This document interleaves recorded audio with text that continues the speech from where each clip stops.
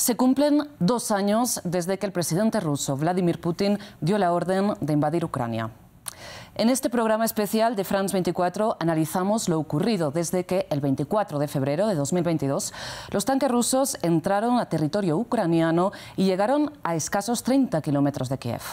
Sin embargo, ante la resistencia de las fuerzas ucranianas, los rusos se replegaron en el Donbass, donde tras la fallida contraofensiva de Ucrania, la guerra se ha estancado en los últimos meses. Son ya 2 años de guerra abierta en los que han muerto al menos 10.000 civiles según la ONU y decenas de miles de soldados entre las filas rusas y también las ucranianas. 2 años que no se entenderían sin el apoyo de la OTAN a Volodymyr Zelensky, ahora en suspenso en Estados Unidos. 2 años que han alterado el orden internacional. Ahora, ¿hacia dónde va la guerra? Para empezar este programa especial en France 24, saludamos por un lado a Catalina Gómez Ángel en Kiev y a Xavier Colás en Moscú. Muchas gracias a ambos por estar con nosotros en esta emisión especial de France 24. Catalina, empiezo contigo. ¿Cómo está Ucrania viviendo esta jornada? Es una jornada llena de memoria. Cada uno de los ucranianos, tanto en la calle, que los he visto hoy caminando con flores en muchas partes de Kiev, también como en las redes sociales, ha venido recordando qué pasaba y cómo vivió ese momento hace 2 años cuando, si bien se los habían advertido, no muchos creían que esto iba a ser realidad. Esa invasión lanzada por Vladimir Putin ha sido también un día marcado por la certeza o la reiteración de los aliados occidentales de que están con Ucrania, a pesar de que los ucranianos todavía siguen esperando especialmente esa llegada de ese paquete de ayudas norteamericano, que es realmente quien apoya en mayor parte la guerra en el sentido de la artillería y mayor número de armas, y también ha sentido esa reiteración de los países europeos que no solamente, que si bien apoyan con armas, también han aprobado ese paquete de 50.000 millones de euros que va destinado especialmente a sostener el gobierno, la recuperación social del país y todo el establecimiento. Así que ha sido un día marcado, como digo, con la tristeza, el recuerdo y sobre todo también con la certeza de que aquí están y que siguen luchando a pesar de las dificultades. Catalina, y precisamente hemos visto hoy una conmemoración con la participación de las principales autoridades occidentales, Ursula von der Leyen entre ellos, en este aeropuerto de Hostomel, un símbolo, ¿no?, de ese fallido intento por parte del ejército ruso al inicio de la invasión de cercar Kiev. Sí, lo que pasa es que las dificultades que enfrenta en este momento Ucrania a lo largo del frente de batalla, no solamente en el Donbass, que se mencionaba al principio del programa, sino también en el frente de Zaporilla, donde se enfocó esa contraofensiva del verano pasado, que fue un fracaso, y también en ese frente de Jersón, al otro lado del río Dnieper, tan difícil. Se olvida realmente los logros que tuvo Ucrania al comienzo, cuando lanzaron esa invasión, cómo lograron detener y expulsar las tropas rusas, no solamente de esta región de Kiev, sino también de esa región de Kharkiv, donde también estuvieron en las puertas de la segunda ciudad del país, y luego expulsados de Jersón, la única capital de provincia que entonces, en el 2022, al comienzo de este ataque, cayó en manos de las fuerzas rusas. Entonces, lo que a veces se tiende a olvidar, porque el 2023 fue un año sin grandes avances, fue lo que realmente logró Ucrania al principio para detener y hacer retroceder a las tropas de Moscú de territorio ucraniano. Catalina, pues todos estos elementos los iremos analizando a lo largo de esta hora de emisión especial. Xavier, ahora voy contigo preguntándote en Rusia cómo ha transcurrido esta jornada. ¿Se trata de un día más o hay algún tipo de conmemoración o de señalamiento? Pues si en Kiev ha sido un día para el recuerdo, aquí es básicamente una jornada para el olvido, o más bien para la desatención. Los rusos siguen inmiscuidos en sus propias vidas, en sus vidas privadas, y hoy no ha habido actos importantes por parte del gobierno para rememorar lo que ocurrió, lo que se inició hace 2 años, esa toma de Kiev fallida, que después se ha convertido poco a poco en una guerra de conquista y después en una guerra de desgaste. Sí que fue importante ayer, pero precisamente porque es el Día del Defensor de la Patria, cada 23 de febrero en Rusia, y fue una fecha que el gobierno aprovechó un año más para teñir el mensaje gubernamental de tintes patrióticos referidos a la Segunda Guerra Mundial, pero que siempre resulta también muy conveniente para hablar de las guerras en curso. Para el gobierno ahora mismo es un momento dulce, puesto que después de muchísimos meses en los que los dos frentes estaban inmóviles, pero era Rusia quien estaba pagando un número más elevado en víctimas y en bajas en el frente, los rusos han conseguido hace unos días tomar la ciudad de Avdiivka. Desde aquí, desde Moscú, el presidente Putin volvió a hablar de la guerra con más concreción, que últimamente hablaba de una manera muy abstracta, y dijo que era el resultado del caos en el frente ucraniano, y avisó, se lo dijo a todos los rusos que le quisieran escuchar, que las tropas rusas iban a ir más allá en un futuro próximo. Xavier, pues profundizaremos en estas cuestiones, en este reclutamiento, esta fuerza en términos humanos que tiene el ejército ruso, esta superioridad y este esfuerzo bélico, ¿no?, que está haciendo el país precisamente para sobrellevar esta invasión. Enseguida volvemos a conectar. Nosotros lo que vamos a hacer ahora es una breve retrospectiva a cómo ha ido variando este frente de la guerra desde el 24 de febrero de 2022, y para ello contamos con nuestro periodista Álvaro Cordero. Bienvenido. Muchas gracias, Rosa. Entonces, Álvaro, lo que vamos a intentar explicar ahora es precisamente cómo ha ido variando este campo de batalla en 2 años de guerra, como veníamos diciendo, en que la situación ha variado bastante, sobre todo en los primeros meses, ¿no? Vamos a centrarnos en los planes iniciales de Moscú. Así es, Rosa, y para entenderlo es fundamental los mapas, para entender todo lo que ha sucedido en estos 2 años e incluso para ver qué perspectivas hay a futuro. Lo que está claro es que las estrategias de los dos bandos durante este tiempo de guerra han ido variando de forma significativa, y para entenderlo mejor es retraernos a febrero del año 2022. Aquí inicia la invasión de Rusia. Como podemos ver, el primer objetivo desde Moscú es capturar las 2 principales ciudades del país, que son Kharkiv y Kiev, y esto se intenta hacer por medio de una especie de guerra relámpago. Estas primeras jornadas son fundamentales, pero también hay que tener la perspectiva en el otro frente que se abre a través de Crimea, la península que está ocupada desde el año 2014 y que intenta conectar esta península con las regiones en conflicto del Donbass, un frente que también será muy importante en los años venideros. Exacto, recordemos que en el Donbass había esta guerra en la que no estaban oficialmente las tropas rusas implicadas, pero sí estas milicias, estos ejércitos prorrusos en Donetsk y Lugansk sobre todo, y que también esta invasión empieza con tanques rusos a través del territorio de Belarus. Efectivamente, se calculaba que en torno a 100.000 tropas rusas estaban en la frontera norte de Ucrania.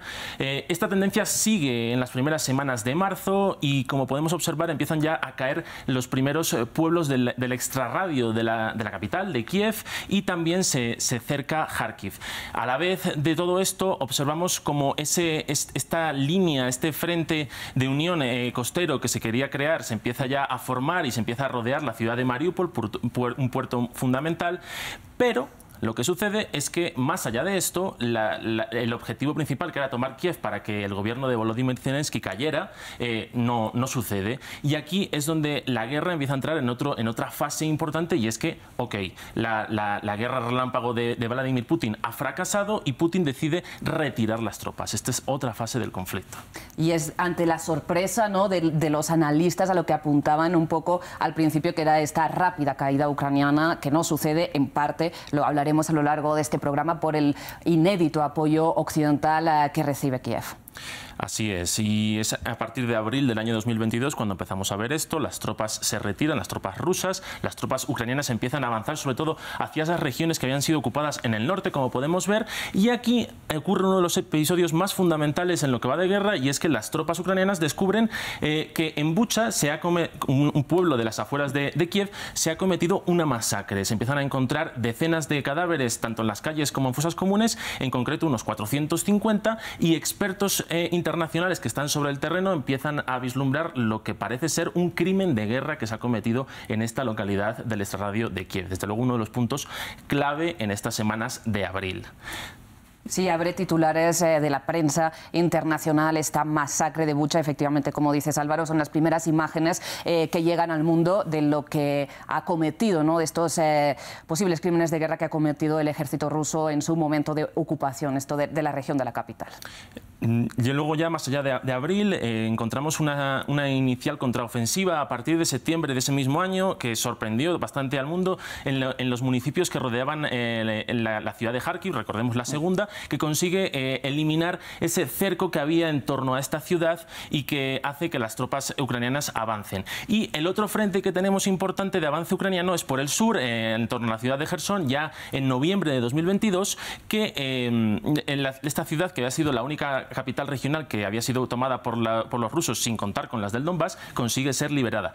Pero hay que tener en cuenta una cosa, y es que más allá de estos avances, la línea costera rusa invadida por Rusia, más su control sobre el Donbass, se afianza en estos meses, y el claro ejemplo es Mariupol, la batalla de Mariupol, que es fundamental. Durante varias semanas unos regimientos de tropas ucranianos hacen resistencia en la fábrica de acero Azovstal, pero más allá del 20 de mayo no consiguen resistir, y esta ciudad cae definitivamente en manos de los rusos. Recordemos, un puerto fundamental en el Donbass. Y en esta resistencia contra este asedio, este famoso comando Azov, ¿no?, también, digamos, muy polémico, muy analizado por sus vínculos con la extrema derecha, y también ese ataque contra la maternidad, ¿no?, de Mariupol, esas imágenes de mujeres embarazadas siendo evacuadas de ese hospital, que también dieron la vuelta al mundo gracias al equipo de Associated Press que se mantenía sobre el terreno. Así es. Y bueno,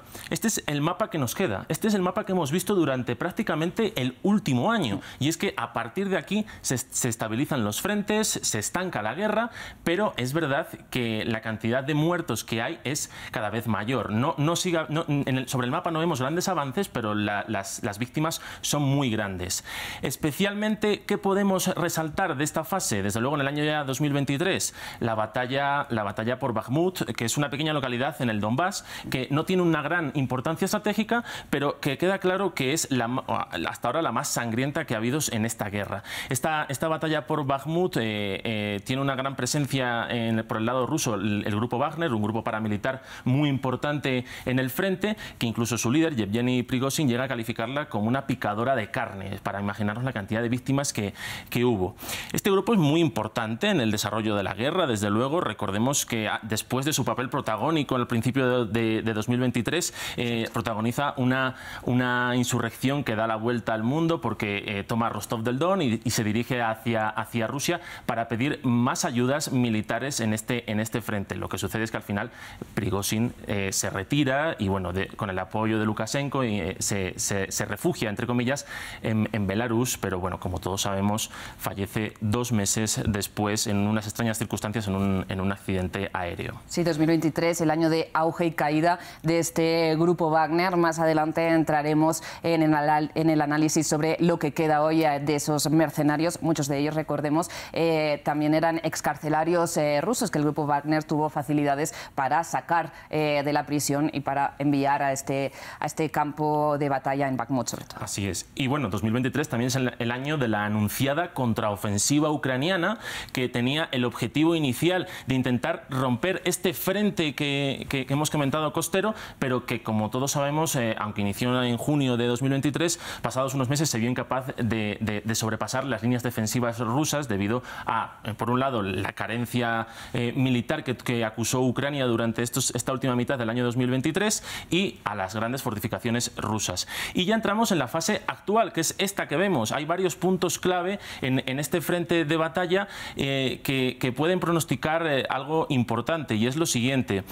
Ucrania está está acusando un fuerte desgaste en estos meses, se está empezando ya a vislumbrar. Algunos expertos apuntan a que la derrota en Avdiivka, una población importante en el frente, se debe a este desgaste, y queda claro una cosa, el principal proveedor de armas ucraniano es Estados Unidos, y ahora mismo tiene un bloqueo a la hora de suministrar estas armas en el Congreso. Recordemos que es año electoral en Estados Unidos, donde hay una división muy importante entre los demócratas y los republicanos con respecto a qué hacer de cara a suministrar o no armas a Ucrania. Ucrania está acusando desde luego esta división, y aquí es donde ya empiezan a surgir algunas apuntes que pueden indicar a una posible ofensiva rusa en este 2024.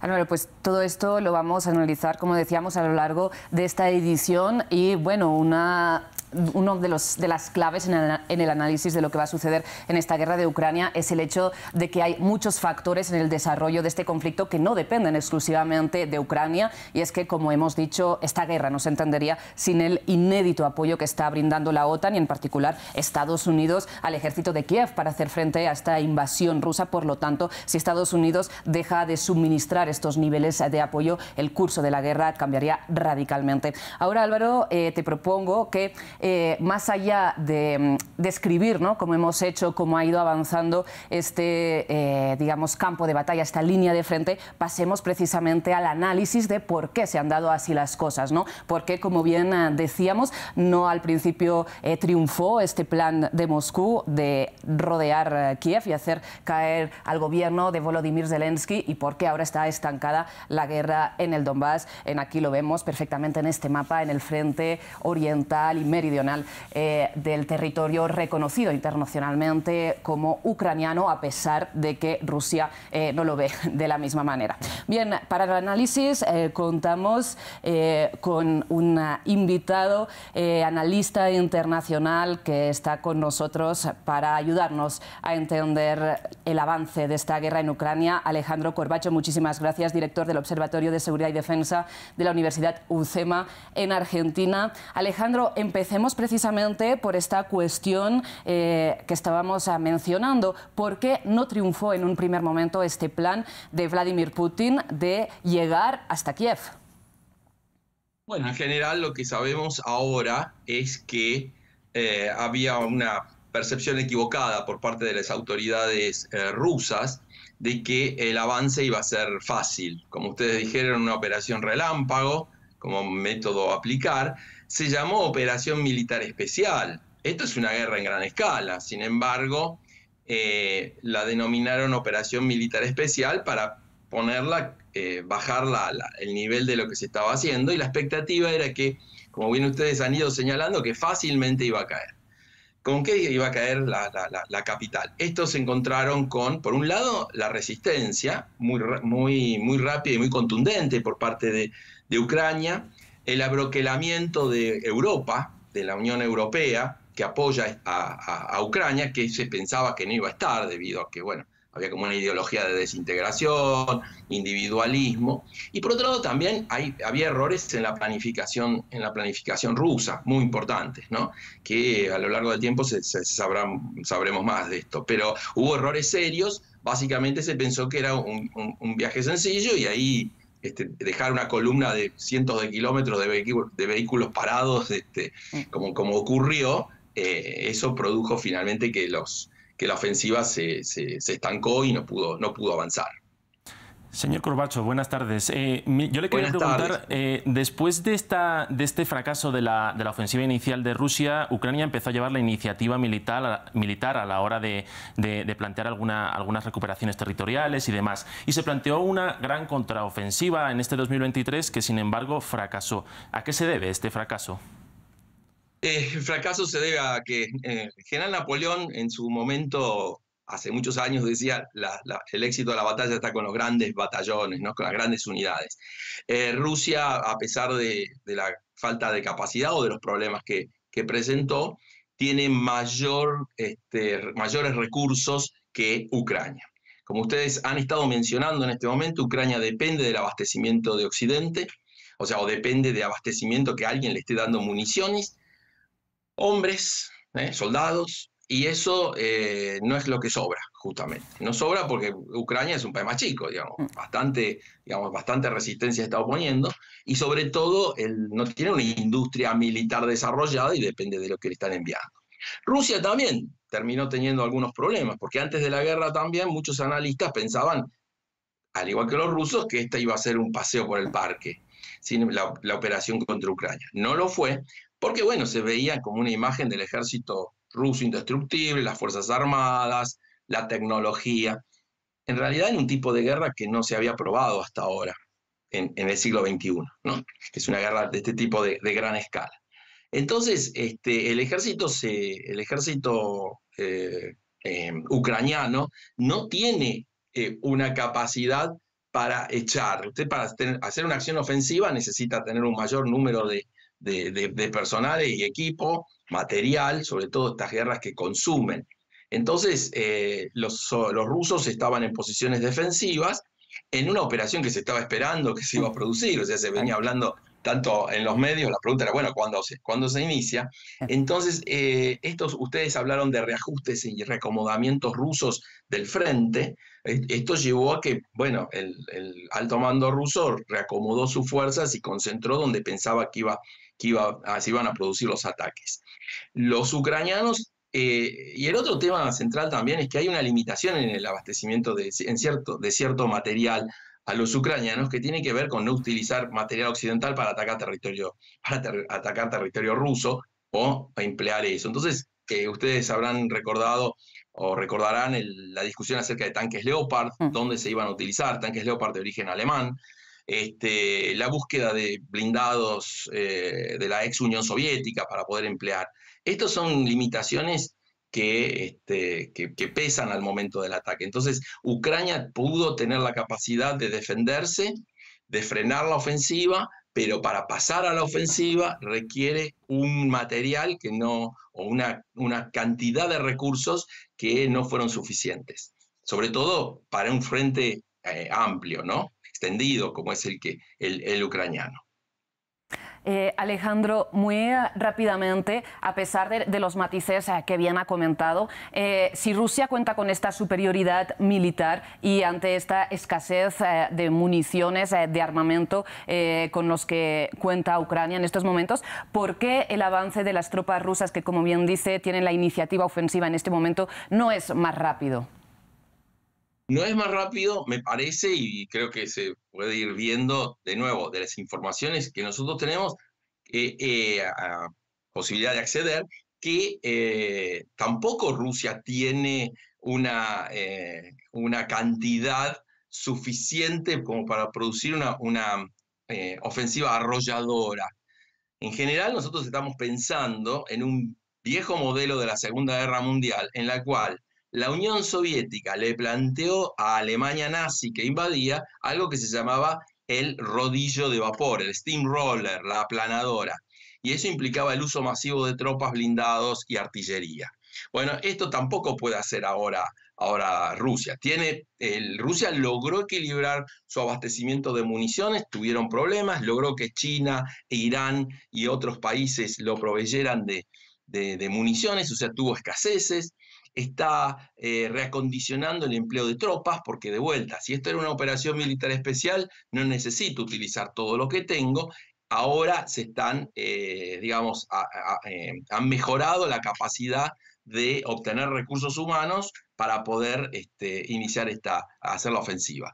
Y además porque están cambiando, y el tipo de combate que está proponiendo ahora Rusia posiblemente sea lo mismo que le hizo Ucrania. No es una gran ofensiva arrolladora, sino ir avanzando en las posiciones en pequeños puntos, que generan gran cantidad de desgaste. Ustedes han mostrado un mapa donde hay por lo menos 5 ciudades donde se están llevando a cabo combates muy específicos, que además son combates de alto desgaste, con tropas de infantería, artillería, empleo de misiles. Cuando hablamos de artillería, pues usemos ataque con drones, y entonces en ese sentido también son operaciones costosas, muy costosas. Entonces, por ahora, como ustedes recién mencionaban, existe la posibilidad de una ofensiva rusa que trate de una buena vez terminar por esto. Pero no es tan sencillo tampoco eso, ¿no? Alejandro, le pido que se quede con nosotros para continuar con este análisis en unos minutos. Las condiciones, sobre todo climáticas en Ucrania, donde ya se ha ido el sol a esta hora, nos llevan a priorizar la conexión en directo con nuestra enviada especial, Catalina Gómez Ángel, con su invitada María Tokmak, ella es directora de Crimea Plataforma. Catalina, le entrego esta conexión. Entendemos que hace muchísimo frío donde ustedes se encuentran, así que no es tampoco la idea que se congelen, sino que puedan explicarnos un poco cuál es la situación, cómo la perciben ahí sobre el terreno y precisamente cuál es este monitoreo de lo que ocurre en Crimea, que entendemos que es un poco el rol al que se dedica la señora Tokmak, que está contigo. Gracias, Rosa. Hace muchísimo frío, pero aún así hace un clima relativamente bueno comparado con lo que tiene que ser esta época del año en Kiev. María, muchas gracias por estar con nosotros. Estábamos hablando de Crimea. No se trata solo de 10 años de la invasión a gran escala, sino también... Bueno, no son solo 2 años de la invasión a gran escala, sino 10 años de la anexión de Crimea, que tendemos a olvidar cuál es la realidad. ¿Cuál es el trabajo que usted hace con su organización, Crimea Plataforma? Muchas gracias por invitarme y, bueno, realmente estamos marcando el 10º aniversario del inicio de la guerra, esencialmente, que empezó con la ocupación de Crimea. Quisiera insistir en que no se trata de las cifras, decir 2 o 10 años, sino de entender las consecuencias y las raíces de los sucesos, porque después de la ocupación rusa de Crimea, esta península se convirtió en una base militar. Se fue aislada del resto de Ucrania, empezó a militarizarse, recibió más armas, recibió más personal militar, empezó a fiscalizar a aquellos que se oponían a la invasión. Y hace 2 años, esencialmente, empezó la invasión a gran escala también desde Crimea. Entonces, no fue solamente un hecho aleatorio, sino el inicio de la guerra. Eso es lo que estamos intentando resaltar, porque si nos olvidamos del hecho de que la guerra empezó hace 10 años, casi que olvidamos a esas víctimas, las primeras víctimas de la ocupación, personas que fueron secuestradas, que nunca volvieron a sus familias. Hay más de 30 personas que fueron secuestradas al inicio de la ocupación. Hay unos activistas que fueron asesinados, ellos que se oponían a la ocupación. Hay muchos prisioneros políticos también que fueron a prisión en ese momento. Algunos de ellos siguen en prisión. Todavía vemos cómo están fiscalizando a algunos periodistas o algunos miembros de la sociedad civil en Crimea. Esto no se ha detenido. Lo hemos visto en los últimos días. Uno de los periodistas más famosos que desapareció, que fue llevado a cárcel. Absolutamente. Ahora tenemos a unos 208 ciudadanos ucranianos en prisión en Crimea o que fueron transferidos a Rusia desde la península de Crimea. Por cierto, 125 de ellos son tatares de Crimea, son la población indígena de Crimea. Y ellos fueron perseguidos por Rusia durante siglos, literalmente. Hay una actitud negativa también porque los pueblos indígenas fueron los primeros en oponerse a la presencia rusa en Crimea, porque Rusia siempre estuvo intentando, siempre vio a Crimea como una base militar, como una fortaleza militar para el ejército ruso. Los pueblos indígenas estaban un poco, no estaban interesados en eso, simplemente querían vivir libremente, vivir en su tierra. Ese fue el problema originalmente, ese fue el problema siempre. Y ahora están siendo perseguidos también como la población más desleal. Son el grupo más perseguido. En verano, cuando Ucrania empezó esta contraofensiva, la meta principal de la población era no solamente recuperar Melitopol, Mariupol, sino también Crimea. Uno de los inconvenientes es cómo se recupera también la sociedad de Crimea después de 10 años. Muchos de ellos, bueno, ha habido un cambio de población. Algunos han sido cooptados, otros son prorrusos. ¿Cómo es la situación en el interior de Crimea ahora? ¿Cuál es el mayor desafío para Ucrania cuando lo recuperan, si pueden?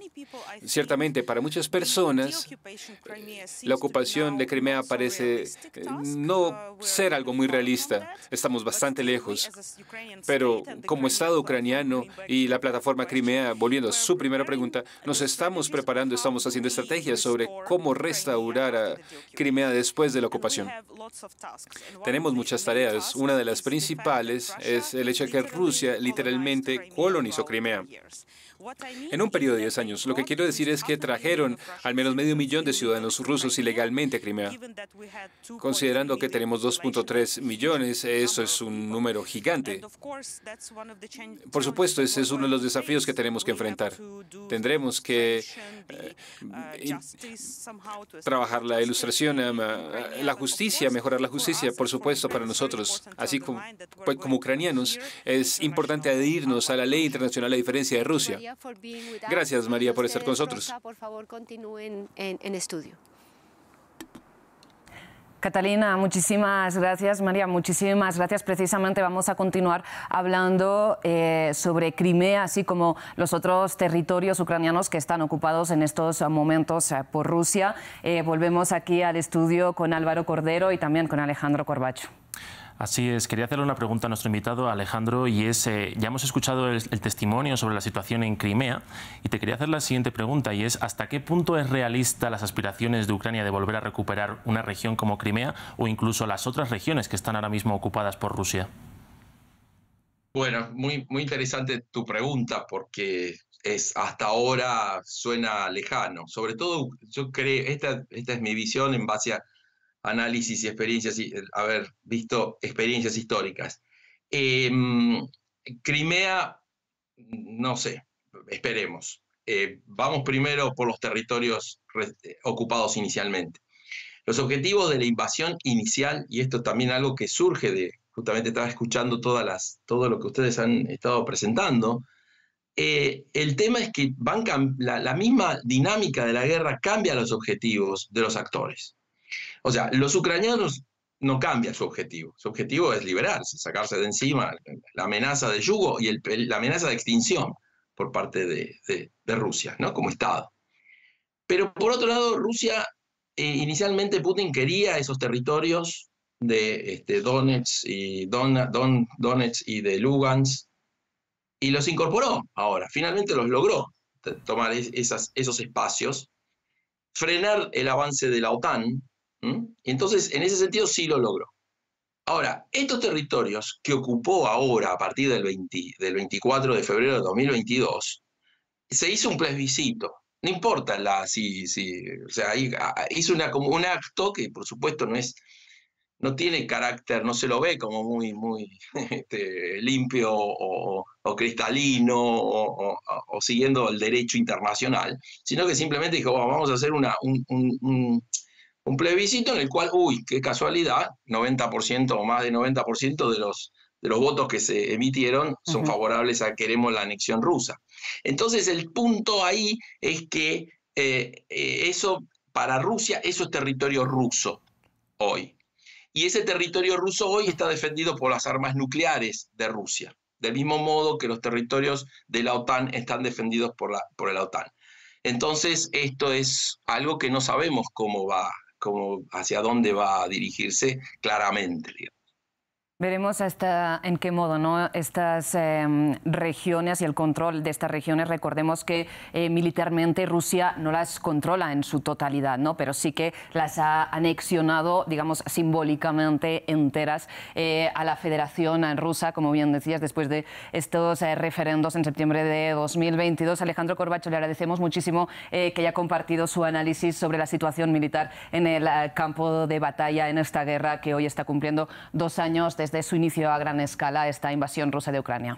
Precisamente, Álvaro, vamos a ver cómo se leen estos 2 años de conflicto a gran escala desde Rusia, y para ello conectamos con nuestro corresponsal en Moscú, Xavier Colas. Xavier, hola de nuevo. Precisamente para llevar adelante esta ofensiva a gran escala, Rusia está haciendo un esfuerzo bélico, una transformación de su economía, ¿no? Le pregunto cómo está afectando esta guerra al común de la población, en el día a día de los rusos. Pues sí, lo principal que está notando la gente es que las cosas son más caras y las cosas de comer en concreto. Y hay que tener en cuenta que Rusia es un país donde buena parte de la cesta de la compra viene precisamente del exterior del país. Esto ya era así antes de la guerra, ya era así también después de las primeras sanciones y contrasanciones rusas hacia productos europeos de 2014 y 2015, que ya tuvieron efecto en los supermercados y se nota todavía más ahora. Además, hay un problema de fondo que ocurre cada vez que se dan crisis de esta naturaleza. Ocurrió en 2015, el año siguiente a la anexión de Crimea, y ocurre ahora también todavía de una manera más fuerte, que es la inestabilidad del rublo y el desplome del rublo. Ahora mismo el rublo está bajo, pero por lo menos se está quieto, es decir, no hay un miedo inmediato en la economía, pero en algunos momentos sí que lo ha habido. Y hay incertidumbre respecto al futuro de la moneda, que además influye obviamente en los precios de algunas cosas. También se nota la falta de componentes y eso se ha percibido en piezas de repuesto, por ejemplo, en sectores tan sensibles como puede ser la aviación. Ahora mismo se habla de que se están canibalizando, como se dice en la jerga de la aeronáutica, algunos aviones, es decir, sacar piezas nuevas de aviones viejos que solo sirven como banco de repuestos para otros aviones que sí siguen volando, y así ocurre también con los ascensores o con algunos componentes electrónicos. Pero sobre todo lo que ocurre es que hay una incertidumbre respecto al futuro, pero al mismo tiempo una máxima atención del gobierno respecto al presente. ¿Esto qué significa? Que la economía, al menos en el momento actual, va virando poco a poco hacia la guerra. Todavía no es una economía de guerra como se estudiaba en los manuales de antaño, con todos los sectores bajo la batuta del gobierno, pero sí que el sector de defensa, y no solo, también el sector tecnológico para sustituir a algunos componentes que antes llegaban de fuera y que son importantes para el ataque a Ucrania, está ganando muchísima importancia, y eso está teniendo algunos efectos positivos, porque al fin y al cabo Rusia ha conseguido crecer en plena crisis cuando muchos países consideraban que se iba a asfixiar. Esto es posible en buena medida gracias a que el país tiene todavía algunos ingresos por los hidrocarburos, por los nuevos clientes, y también unos ahorros importantes de otras épocas mejores. Claro, países como China e India, tú mismo lo mencionabas, Xavier, que están aumentando, ¿no?, esta compra de hidrocarburos a Rusia. Por otro lado, hablabas de la incertidumbre que tiene la población sobre el futuro de esta guerra, ¿no? Te pregunto en qué medida las personas en Rusia están dispuestas a continuar mandando hombres al frente. Esa es la gran pregunta para mucha gente, también para el gobierno. Porque si algo ha despertado a los rusos, incluso para los que no estaban especialmente en contra de la guerra y para los que, y son una gran parte, han sido siempre apolíticos, ni a favor ni en contra del gobierno, si algo les despertó fue precisamente la movilización a gran escala que ocurrió en el año 2022, entre septiembre y octubre. Recordemos que entonces muchísima gente salió del país. Fueron 300.000 hombres a luchar al frente, pero se calcula que en torno a 600.000 o tal vez más, 1 millón, si tenemos en cuenta las idas y venidas que ha habido durante este tiempo, decidieron abandonarlo. Y hay preocupación respecto a eso. Y que yo vivo aquí en Moscú, que no es una zona donde se vaya a reclutar al grueso de la gente, y aún así puedo hablar de muchísimos casos de gente que está planificando su vida en función en cada momento de las expectativas o temores o posibilidades que hay de reclutamiento. Hubo una primera ola que salió de manera muy urgente en el mes de octubre de 2022, pero ha habido nuevas oleadas, sobre todo ante la perspectiva de que, por ejemplo, las necesidades de un nuevo avance en Ucrania requieran precisamente un nuevo reclutamiento, que Vladimir Putin ha dicho que en el momento actual no es necesario, pero aquí recuerdan muy bien que antes del primer reclutamiento también dijo que no lo iba a haber. Xavier, te pregunto precisamente por el temor entre la población a que escale esta guerra en una confrontación directa con la OTAN. Según el Centro de Estudios de Opinión Levada de Rusia, esta preocupación habría disminuido respecto a hace un año ahora mismo entre la población rusa, pero no sé cómo lo percibes tú en el día a día hablando con la gente. Es una preocupación que sube y baja, sobre todo en función de lo que van diciendo las autoridades rusas y los medios de comunicación, que en buena medida están controlados por la narrativa que en cada momento quiere el Kremlin impulsar. En cuanto a lo que sienten los rusos, es verdad que muy pocos esperaban esta guerra, pocos la deseaban, pero también hay mucha gente que no la quiere perder y gente también que es consciente de que no están luchando simplemente contra sus vecinos ucranianos, sino que están luchando tal vez no contra la OTAN, pero sí contra armamento suministrado por países de la OTAN. Y esto es algo que también, es verdad, crea algún tipo de preocupación, sobre todo entre los que recuerdan la Guerra Fría que durante los años de la Unión Soviética, sobre todo esos años en los que de repente la posibilidad de un conflicto nuclear estuvo sobre la mesa. Xavier, y muy rápidamente, solo para que no se quede este tema por fuera en el tiempo que tenemos, ¿qué hay del recuerdo del grupo Wagner en Rusia, ¿no? Este 2023 que estuvo protagonizado por el auge y la caída de este grupo de mercenarios liderados por el ya fallecido Yevgeny Prigozhin. Pues no hay prácticamente nada. La verdad es que es admirable cómo el gobierno se las ha apañado para enterrar absolutamente el tema. Hay que recordar que Yevgeny Prigozhin murió en extrañas circunstancias al estrellarse su aparato a finales del verano pasado. No ha habido una investigación en condiciones, o por lo menos no se ha trasladado a la población. A día de hoy, cualquier ruso al que le pares por la calle y le preguntes cómo murió Prigozhin, no van a poder dar una respuesta oficial, sino simplemente elucubraciones. Y es también muy significativo que ni siquiera el gobierno se ha preocupado de aclarar ese asunto, probablemente para que, aunque nadie sepa, todo el mundo entienda lo que ocurre con traidores como Prigozhin. Xavier, pues muchísimas gracias por este análisis, por este reporte tan claro sobre la situación en Rusia a 2 años de que iniciara esta invasión a gran escala de Ucrania. Para cerrar un poco esta intervención desde Kiev, Catalina, quisiera preguntarte, ante el costo altísimo y evidente que vemos a nivel humano, a pesar de que todavía pues no se hayan podido esclarecer, como veíamos, muchos de estos crímenes, la magnitud de estos crímenes y las cifras exactas, ¿no?, de fallecidos, de heridos, de desaparecidos, ¿hasta qué punto la población ucraniana está dispuesta a continuar con una confrontación militar con Rusia? ¿Hasta qué punto ven posible la victoria militar o quieren ya encontrar una vía diplomática? ¿Cuál es un poco el sentir entre los ucranianos, entendiendo que es muy difícil generalizar, por supuesto?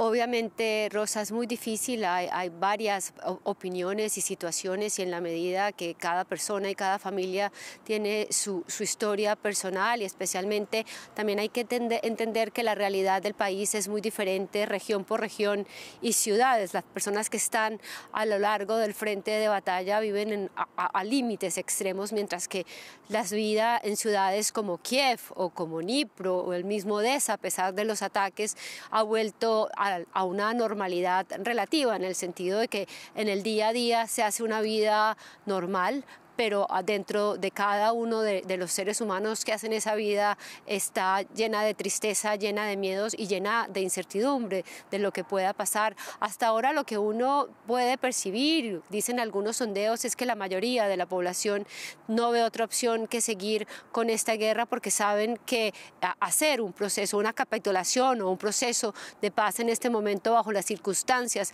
que podría imponer Vladimir Putin, no traería sino algo diferente a volver a reactivar una guerra en años posteriores, como ya sucedió, recordemos, en el 2014, después de esta guerra del Donbass, se pusieron unos límites, se firmó este acuerdo de Minsk, y al final terminó pasando lo que terminó hace 2 años cuando ya invadió Ucrania. Así que obviamente es muy difícil saber si la población está exhausta, está cansada, pero al mismo tiempo, o muchos de ellos, o por lo menos con muchos que hemos conversado, dicen que no tienen otra opción que por el momento seguir luchando, aunque tampoco se cierra la posibilidad de una negociación en un futuro, y eso yo creo que siempre tiene que estar sobre la mesa. Y Catalina, muy rápidamente, por algo que has mencionado, que la situación es muy difícil región por región, y has hecho referencia a esta guerra del Donbass que empezó en 2014 un poco como reacción a ese movimiento conocido como Euromaidán,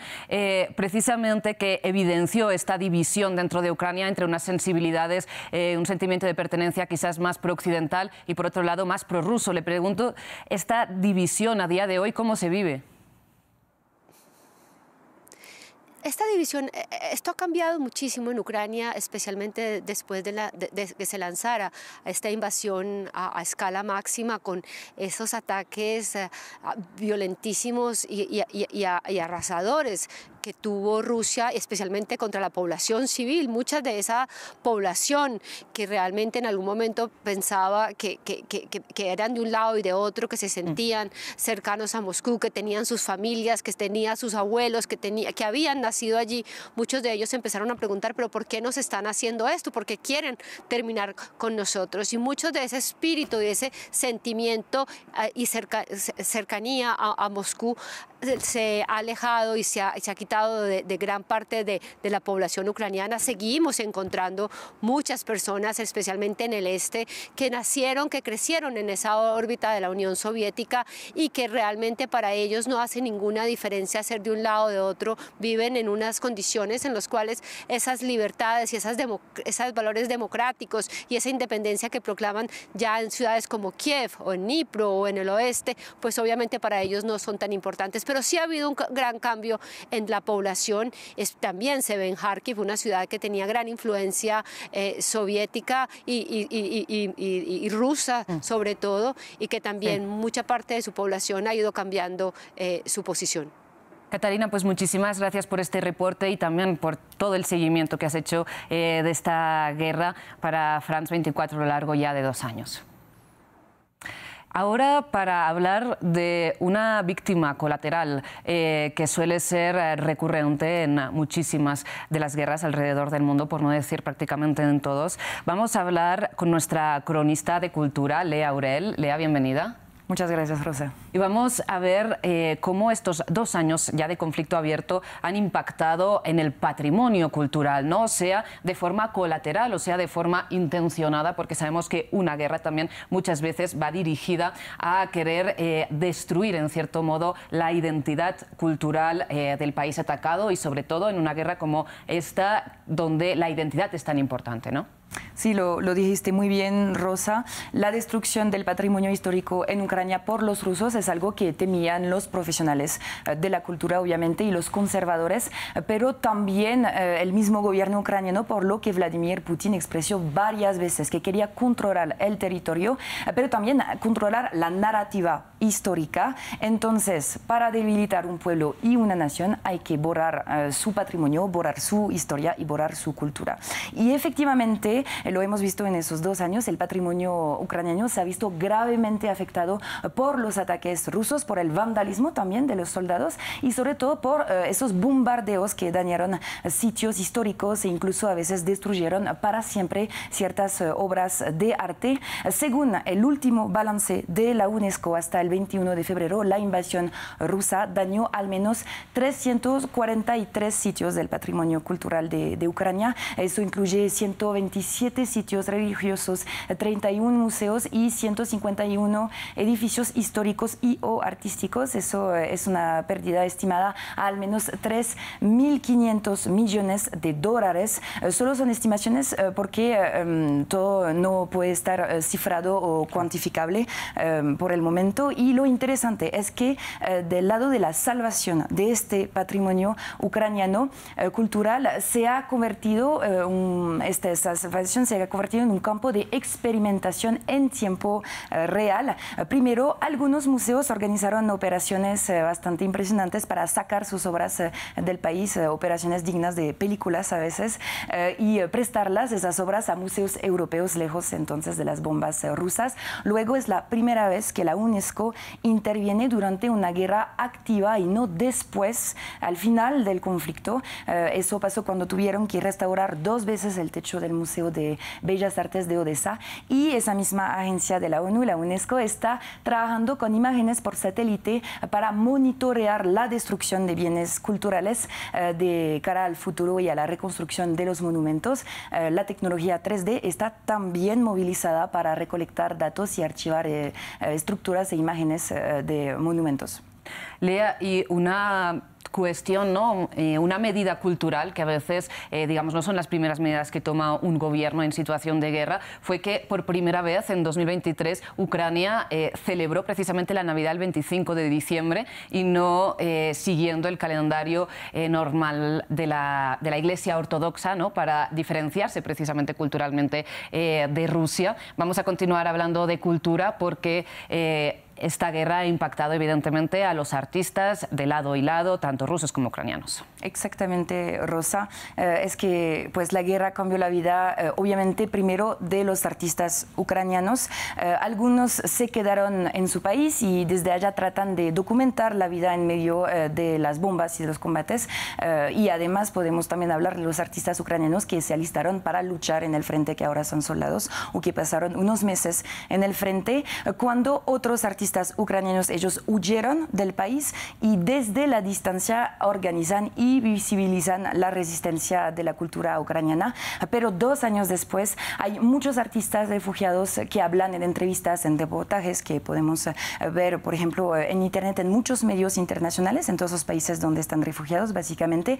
Ellos hablan del cansancio de este exilio interminable, hablan de la disminución también de las oportunidades con el tiempo, de la dificultad de seguir movilizando a la comunidad internacional y también del dolor que les afecta por las terribles noticias que siguen llegando del frente de Ucrania a pesar de la distancia. Sin embargo, la situación ahora de los artistas rusos dentro de este conflicto también es un tema bastante complejo, con muchos matices. En los primeros meses, recordamos, de la invasión, varios eventos de artistas rusos en países occidentales fueron cancelados totalmente por los organizadores en nombre de la solidaridad con Kiev, y hasta obras del repertorio ruso fueron canceladas. También hubo casos de boicots y de destituciones de artistas rusos que no querían tomar una posición contra Rusia, como el conductor musical Valery Gergiev y la soprano Anna Netrebko, que están viendo ahora mismo en las imágenes. Es interesante notar también que Valery Gergiev ahora, después de todas esas, este rechazo de parte de las instituciones europeas, él ahora es director desde diciembre del ballet del Bolshoi en Rusia. Entonces también, pues, por otro lado, se mostró el apoyo de parte del Kremlin hacia este director. Obviamente, como él, muchos artistas rusos alaban el ejército ruso, como Shaman, por ejemplo, una estrella del pop que se juntó a la ola del nacionalismo y saltó a la fama, de hecho, durante esta ofensiva en Ucrania, gracias a sus canciones patrióticas. Y al contrario, hay artistas rusos opositores que denuncian la guerra desde el exilio. Pero la situación para los que no apoyan a Vladimir Putin, pero que siguen en Rusia, que no se pueden ir o que todavía no están pensando en salir del país, para ellos eso permanece, ellos tienen pocas opciones: o permanecen en el silencio o se enfrentan a una dura represión, por lo que Moscú tiene una clara voluntad de controlar la cultura en Rusia. Eso lo hemos visto durante esos últimos meses. Está muy claro de parte de Vladimir Putin. Y Moscú, pues, está penalizando a los ciudadanos en general que se oponen a la guerra o a los valores conservadores del Kremlin. Los artistas se arriesgan entonces a castigos políticos si están hablando, si se están mostrando en contra de esta guerra. Ciertos fueron despedidos, otros tienen dificultades para seguir sus actividades profesionales, y también hubo casos más graves como el de la música Alexandra Skorishenko, detenida por cambiar etiquetas de los precios de supermercados con mensajes contra la guerra. Fue condenada a 7 años de prisión hace 3 meses, o también hay la condena apenas de 5 años y medio y 7 años de cárcel de 2 poetas, Artyom Kamardin y Yegor Shtevka, por participar en una lectura contra la ofensiva en Ucrania. Lea, y para terminar, una recomendación, ¿no?, para acercarnos, para entender un poco lo que está pasando sobre el terreno, lo que ha pasado ya.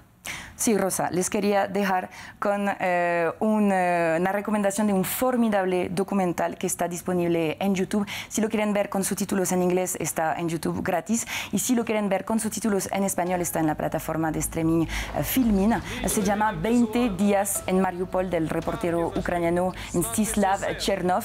Él es el corresponsal de la agencia Associated Press y filmó los primeros 20 días del asedio de la ciudad de Mariupol por parte del ejército ruso, como lo estaba contando hace unos minutos Álvaro Cordero aquí en el estudio, este famoso asedio.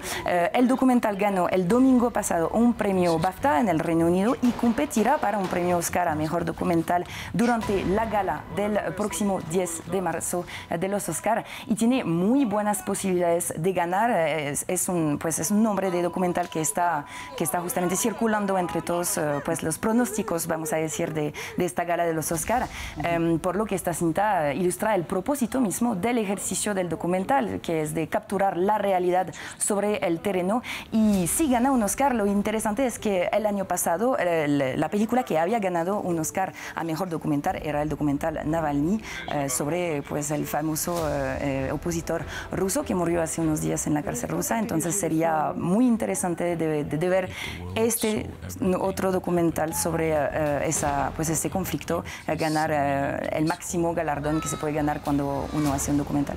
Claro, y precisamente, como decías, hacíamos referencia a este asedio de la ciudad portuaria de Mariupol, que fue documentada por este equipo de Associated Press y cuyas imágenes fueron calificadas también de propaganda, ¿no?, por el gobierno ruso, sobre todo estas imágenes que han pasado detrás tuyo, Lea, de esta mujer embarazada siendo evacuada en una camilla a las que el gobierno ruso acusó de ser una blogger de maquillaje, ¿no?, que utilizó sus conocimientos para fingir estas heridas, ¿no?, consecuencia de este ataque. Y también recordemos que los mismos periodistas que estuvieron cubriendo este asedio escribieron ellos mismos para Associated Press cómo fue todo el proceso de mandar las imágenes sin tener prácticamente red de internet, sin tener prácticamente...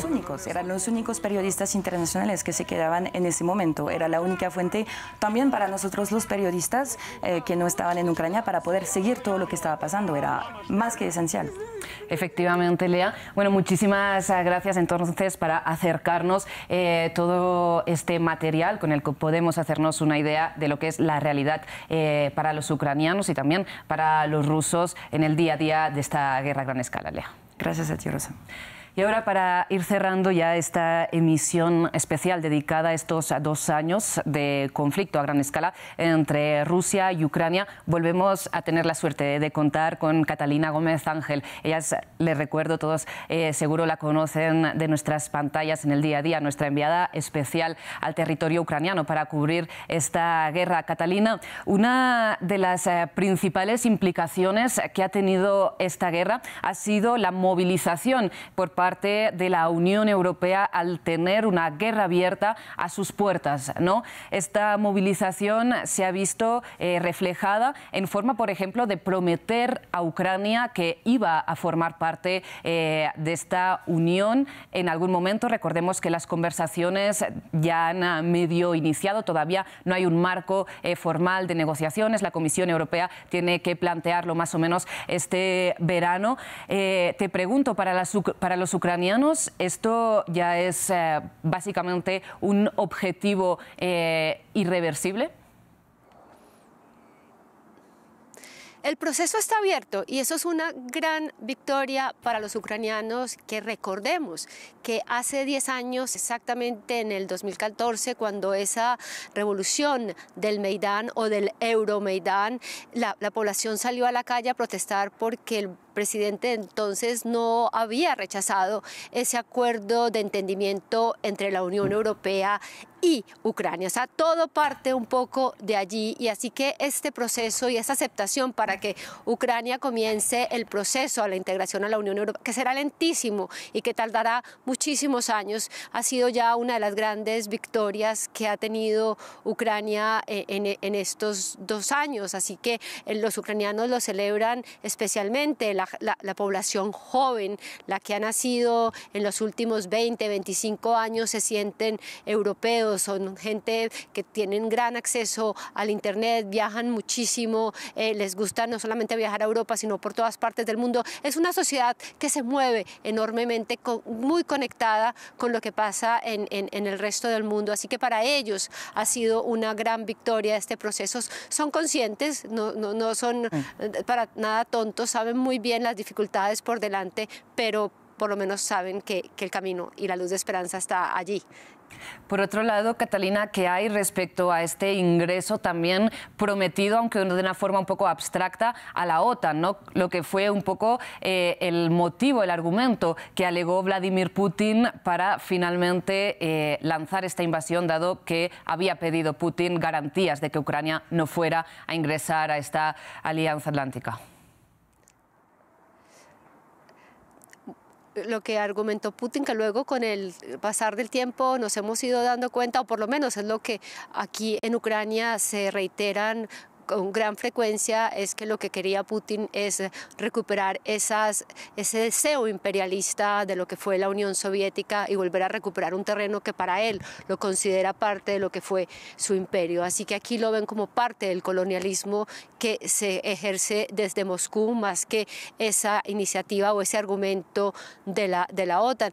Hablando con políticos y con el gobierno ucraniano, ellos saben que es difícil. Por el momento se están firmando esos acuerdos de entendimiento y de cooperación militar con países del G7 o otros países que pertenecen a la OTAN, pero ellos saben que será un proceso enormemente largo y difícil, especialmente mientras dure esta guerra. Sin embargo, la OTAN ya está totalmente comprometida con Ucrania, sobre todo en el apoyo económico y logístico y de entrenamiento y de armas, así que ya Ucrania hace parte muy arriesgada de lo que es esta organización, y como decía en una conferencia hoy que sucedió en Kiev, decía el ministro sueco, decía lo que ganó Rusia con esto fue que países como Suecia ahora hagan parte de la OTAN, y lo que es peor es que la frontera de Europa con Rusia es aún mayor de lo que era antes. Así que esta es la realidad hoy en día. Hay esperanza, pero todo el mundo sabe que esto será un proceso enormemente largo, pero por lo menos, como pasa con la Unión Europea, el camino está abierto.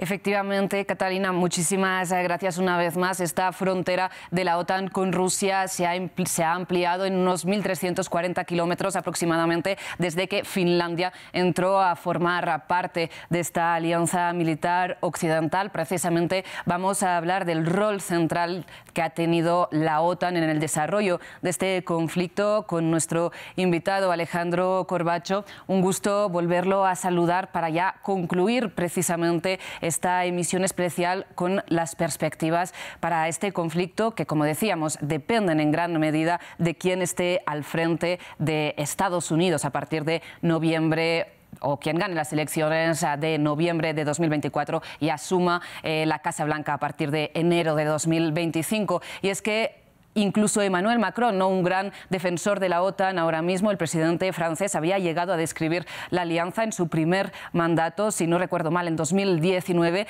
como una organización que estaba en estado de muerte cerebral. Sin embargo, ahora mismo esta alianza se ha reforzado, ha logrado incluir a Finlandia, que ha abandonado esta posición de no alineación militar. Suecia también abandonaría esta neutralidad si finalmente es aceptada en la alianza, y un poco Putin ha creado un efecto contrario, entendemos, al que esperaba, ¿no?, que era, digamos, alejar el territorio que forma parte de la OTAN de las fronteras rusas, ¿no? Decíamos, Finlandia ha hecho que este contacto entre la OTAN y Rusia se ampliara. ¿Usted cómo ve el futuro, digamos, de la OTAN si finalmente Donald Trump, que defiende este aislacionismo, acaba ganando las elecciones en Estados Unidos? Bueno, directamente, si Donald Trump gana las elecciones, va a ser muy difícil y complicado para sostener la postura OTAN sólidamente antirrusa, ¿no? Eso seguro, es perder justamente el elemento central. Pero sin embargo, lo que usted estaba señalando del efecto de la acción de Putin, que sale al revés de lo que se esperaba, bueno, claramente, estos son los efectos no deseados de empezar o de llevar adelante operaciones militares. O sea, las expectativas son unas, terminan siendo otras, porque los eventos se fueron cambiando y transformando, y lo que, insistimos, era un paseo por el parque, termina siendo una ofensiva en gran escala, pero, por un lado, para Putin lo refuerza como líder importante frente a China y frente, bueno, y a los Estados Unidos. Lo que quiero decir no es que se va a pelear con China, pero sigue manteniendo ese liderazgo. Está resurgiendo la idea de la Unión Soviética, digamos, que sigue, o de Stalin, que antes de eso estaba Pedro el Grande, inicialmente, quien inicia con esta idea de una Rusia importante, pero sí es cierto que también puede ser, y yo creo que va a ser muy difícil que Putin abandone los territorios que ya tiene, que eran los que inicialmente quería. Por un lado. Pero por otro lado es cierto que ha revitalizado a la Alianza Europea. Entonces ahí lo que vamos a ver también es que posiblemente Europa comienza a diseñar una política de defensa, que era lo que Donald Trump estaba pidiendo hace tiempo, que era, bueno, háganse cargo ustedes de la defensa. En ese sentido, la incorporación de estos nuevos estados y la idea de OTAN como, bueno, como Unión Europea. O sea, el tema no es que la muerte cerebral no era solo de la OTAN, la Unión Europea también estaba en una mala situación. La amenaza rusa tiende a broquelarlas. Y sigue presente el tema algo que yo les comentaba antes, en mi opinión, el tema de el paraguas nuclear es el gran disuasor claro, para ambas partes. Ni Occidente va a poder ganarle todo a Rusia, ni Rusia va a poder ganarle todo a la Alianza Occidental. El conflicto es un conflicto de desgaste enorme para Ucrania, pero bueno, ha logrado, es un gran éxito, como decía la periodista en el lugar, es un gran éxito que se mantenga, que mantenga la resistencia. En otras situaciones, otros países, como por ejemplo fue Finlandia, tuvo que rápidamente entregarse, pero por otro lado, bueno, Rusia queda ahí, está ahí, no va a perder totalmente, ¿no? Así que este es un conflicto que sí va a cambiar o va a correr los ejes. Lo que ocurra con Estados Unidos, veremos. Alejandro, como acaba de decir, veremos, la posición de Estados Unidos va a ser determinante en el desarrollo de este año de conflicto que a todas luces hay por delante, en si va a ser un año en que se pongan sobre las mesas las posiciones de cada una de las partes para intentar lograr una salida negociada, sobre todo si esta ayuda de Estados Unidos está en peligro o si esta guerra va a ser, como apuntaba, una guerra de desgaste que pueda durar hasta quién sabe cuándo. Alejandro, muchísimas gracias por haber... duran hasta que maduran, a eso me refiero. Y entonces posiblemente sea el inicio del proceso de maduración que genere la salida. Traumática para todos o positiva para unos y mejor o peor. Gracias a ustedes por llamar. Alejandro, muchísimas gracias a usted de nuevo y a ustedes, como siempre, muchísimas gracias por su atención. Antes de terminar, el agradecimiento, como siempre, también es para todo el equipo técnico de France 24, la redacción de este canal y para la producción que, como siempre, hacen posible esta y todas las emisiones de France 24. Sigan con nosotros.